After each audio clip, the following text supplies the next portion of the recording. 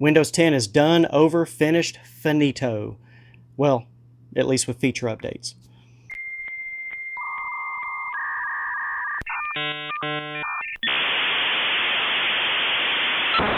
Welcome back to Warning 56K. That's right, Windows 10 is now done, over, finished.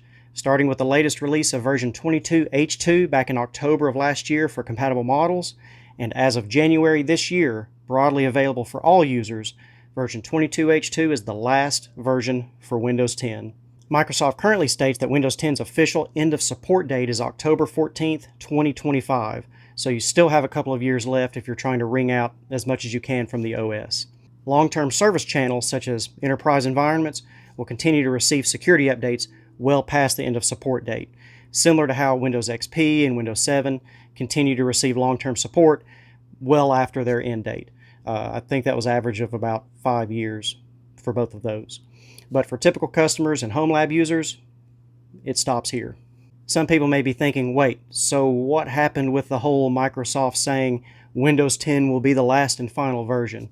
Well, that can be traced back to a single individual, and not even officially from a Microsoft spokesperson.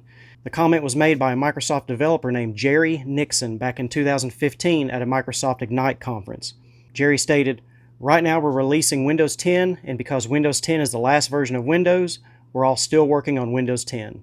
At the time, Jerry wasn't allowed to speak about unreleased versions of Windows, so it was his best attempt at a segue, as he called it.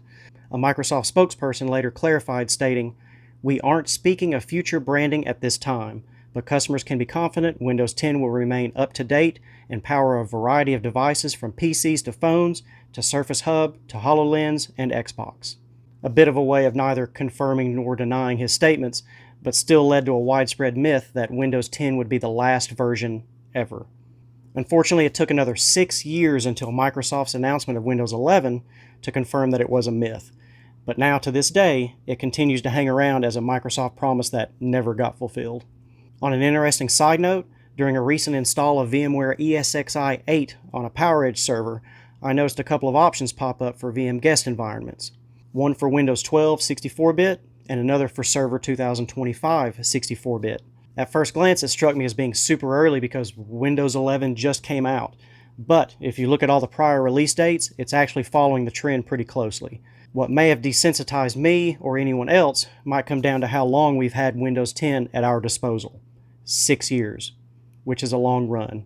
That's a record time for between Windows releases, with the only other one coming close being the time between Windows XP to Windows Vista at 5 years. So, with speculation putting Windows 12 coming out sometime in 2024, that puts Windows 11 at a 3-year interval, which is solidly in line with the majority of previous Windows releases. I guess we just got used to a good thing. If you think it's a good thing. If you don't think Windows is a good thing, please leave a comment below and tell me why you don't think Windows 11 is a good thing. I'd like to know. With Windows Server 2025, it was a bit less of a shock since it's solidly in line with their 3-year interval. While poking around with other options and settings, I also noticed that they already added soon-to-be-released FreeBSD 14 as well, which is pretty neat. Overall, I'll give VMware much props for staying on top of their game. So, that's it. No more additional future updates will be added to Windows 10. There's currently a lot of customers who had to retire perfectly good computers of just a few years old because of the whole TPM 2.0 and secure boot debacle with Windows 11. There's workarounds.